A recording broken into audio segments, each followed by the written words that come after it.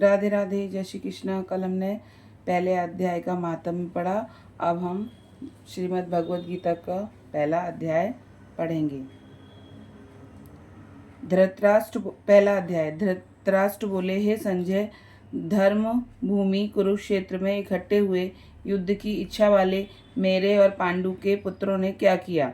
इस पर संजय बोले, उस समय राजा दुर्योधन ने व्यूह रचना युक्त पांडवों की सेना को देखकर और द्रोणाचार्य के पास जाकर यह वचन कहा, हे आचार्य, आपके बुद्धिमान शिष्य द्रुपद पुत्र ध्रुम द्वारा व्यूहाकार खड़ी की हुई पांडु पुत्रों की इस बड़ी भारी सेना को देखिए। इस सेना में बड़े बड़े धनुषों वाले युद्ध में भीम और अर्जुन के समान बहुत से शूरवीर हैं, जैसे सात्यकी और विराट तथा महारथी राजा द्रुपद और धृष्टकेतु, चेकितान तथा बलवान काशीराज, पुरुजीत, कुंतीभोज और मनुष्यों में श्रेष्ठ सैव्य और पराक्रमी युधामन्यु तथा बलवान उत्तमोजा, सुभद्रा पुत्र अभिमन्यु और द्रौपदी के 5 पुत्र, ये सभी महारथी हैं। हे ब्राह्मण श्रेष्ठ, हमारे पक्ष में भी जो प्रधान हैं उनको आप समझ लीजिए। आपके जानने के लिए मेरी सेना के जो सेनापति हैं उनको कहता हूँ।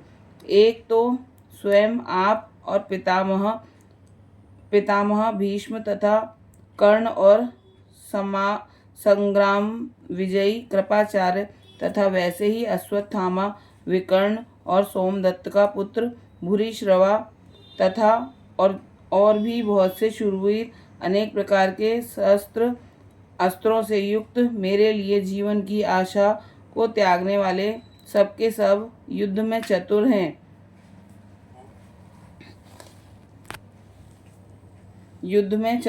भीष्म पितामह द्वारा रक्षित हमारी वह सेना सब प्रकार से अजय है और भीम द्वारा रक्षित इन लोगों की यह सेना जीतने में सुगम है। इसलिए सब मोर्चों पर अपनी अपनी जगह स्थित रहते हुए आप लोग सब के सब ही निसंदेह भीष्म पितामह की ही सब ओर से रक्षा करें। इस प्रकार द्रोणाचार्य से कहते हुए दुर्योधन के वचनों को सुनकर कौरवों में वृद्ध बड़े प्रतापी पितामह भीष्म ने उस दुर्योधन के हृदय में हर्ष उत्पन्न करते हुए उच्च स्वर में सिंह की नाद के समान गर्ज कर शंख बजाया। उसके उपरांत शंख और नगाड़े तथा ढोल, मृदंग और नरसिंहादि बाजे एक साथ ही बजे। उनका वह शब्द बड़ा भयंकर हुआ। उसके अनंतर सफेद घोड़ों से युक्त उत्तम रथ में बैठे हुए श्री कृष्ण महाराज और अर्जुन ने भी अलौकिक शंख बजाए।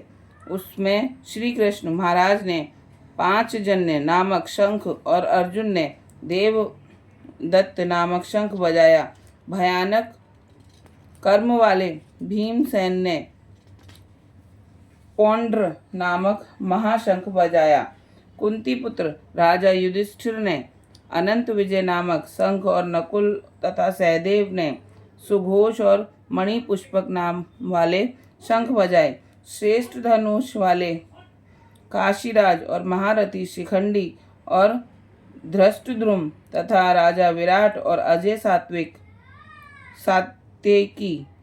सात्यकी तथा राजा द्रुपद और द्रौपदी के 5 पुत्र और बड़ी भुजाओं वाले सुभद्रा पुत्र अभिमन्यु, इन सब ने हे राजन अलग अलग शंख बजाए और उस भयानक शब्द ने आकाश और पृथ्वी को भी शब्दायमान करते हुए धृतराष्ट्र पुत्रों के हृदय विदीर्ण कर दिए। हे राजन, इसके उपरांत कपिध्वज अर्जुन ने खड़े हुए धृतराष्ट्र पुत्रों को देखकर उस शस्त्र चलाने की तैयारी के समय धनुष उठाकर ऋषिकेश श्री कृष्ण महाराज से यह वचन कहा, हे अच्युत, मेरे रथ को दोनों सेनाओं के बीच में खड़ा करिए, जब तक मैं इन स्थित हुए युद्ध की कामना वालों को अच्छी प्रकार देख लूं कि इस युद्ध रूप व्यापार में मुझे किन किन के साथ युद्ध करना योग्य है। दुर्बुद्धि दुर्योधन का युद्ध में कल्याण चाहने वाले जो ये राजा लोग इस सेना में आए हैं, उन युद्ध करने वालों को मैं देखूंगा। संजय बोले, हे धृतराष्ट्र, अर्जुन द्वारा इस प्रकार कहे हुए महाराज श्री कृष्ण चंद्र ने दोनों सेनाओं के बीच में भीष्म और द्रोणाचार्य के सामने और संपूर्ण राजाओं के सामने उत्तम रथ को खड़ा करके ऐसा कहा कि हे पार्थ, इन इकट्ठे हुए कौरवों को देख। उसके उपरांत प्रतापपुत्र अर्जुन ने उन दोनों ही सेनाओं में स्थित हुए पिता के भाइयों को, पितामहों को, आचार्यों को, मामाओं को, भाइयों को, पुत्रों को, पौत्रों को तथा मित्रों को, ससुरों को, सुहृदयों को भी देखा। इस प्रकार उन खड़े हुए संपूर्ण बंधुओं को देखकर वे अत्यंत करुणा से युक्त हुए। कुंती पुत्र अर्जुन शोक करते हुए यह बोले, हे कृष्ण, इस युद्ध की इच्छा वाले खड़े हुए स्वजन समुदाय को देखकर मेरे अंग शिथिल हुए जाते हैं और मुख भी सूखा जाता है और मेरे शरीर में कंप तथा रोमांच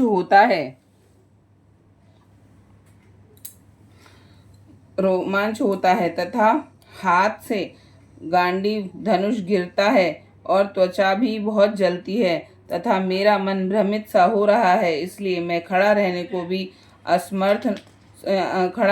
भी समर्थ नहीं हूँ। हे केशव, लक्षणों को भी विपरीत ही देखता हूँ तथा युद्ध में अपने कुल को मार कर कल्याण भी नहीं देखता।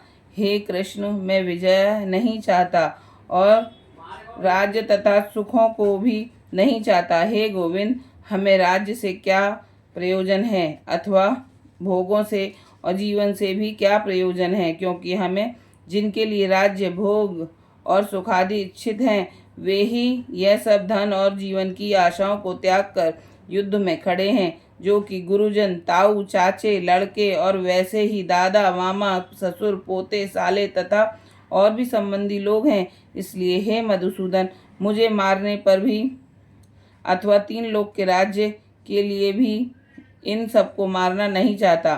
फिर पृथ्वी के लिए तो कहना ही क्या है। हे जनार्दन, धृतराष्ट्र के पुत्रों को मारकर भी हमें क्या प्रसन्नता होगी। इन आतताइयों को मारकर तो हमें पाप ही लगेगा। इससे हे माधव,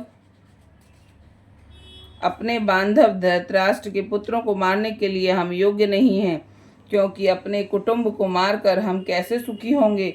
यद्यपि लोभ से भ्रष्ट चित्त हुए ये लोग कुल के नाशकृत दोष को और मित्रों के साथ विरोध करने में पाप को नहीं देखते हैं, परंतु हे जनार्दन, कुल के नाश करने से होते हुए दोष को जानने वाले हम लोगों को इस पाप से हटने के लिए क्यों नहीं विचार करना चाहिए। क्योंकि कुल के नाश होने से सनातन कुल धर्म नष्ट हो जाते हैं। धर्म के नाश होने से संपूर्ण कुल को पाप भी बहुत दबा लेता है। तथा हे कृष्ण, पाप के अधिक बढ़ जाने से कुल की स्त्रियां दूषित हो जाती हैं और हे वाष्णेय, स्त्रियों के दूषित होने पर वर्ण संकर उत्पन्न होता है और वह वर्ण संकर कुल घातियों को और कुल को नरक में ले जाने के लिए ही होता है। लोप हुई पिंड और जल की क्रिया वाले इनके पितरलोक भी गिर जाते हैं और इस वर्ण संकर कारक दोषों से कुल घातियों के सनातन कुल धर्म और जाति धर्म नष्ट हो जाते हैं। तथा हे जनार्दन, नष्ट हुए कुल धर्म वाले मनुष्यों का अंत काल तक नरक में वास होता है, ऐसा हमने सुना है। अहो, शोक है कि हम लोग बुद्धिमान होकर भी महान पाप करने को तैयार हुए हैं, जो कि राज्य और सुख के लोभ से अपने कुल को मारने के लिए अद्धत हुए हैं। यदि मुझ शस्त्र रहित न सामना करने वाले को शस्त्रधारी धृतराष्ट्र के पुत्र रण में मारें तो वह मारना भी मेरे लिए अति कल्याणकारक होगा। संजय बोले, रणभूमि में शोक से उद्विग्न मन वाले अर्जुन इस प्रकार कहकर बाण सहित धनुष को त्याग कर रथ के पिछले भाग में बैठ गए। पहला अध्याय संपन्न। भगवद गीता का पहला अध्याय संपन्न हो गया। राधे राधे। ओम नमो भगवते वासुदेवाय नमः। ओम नमो भगवते वासुदेवाय नमः। ओम नमो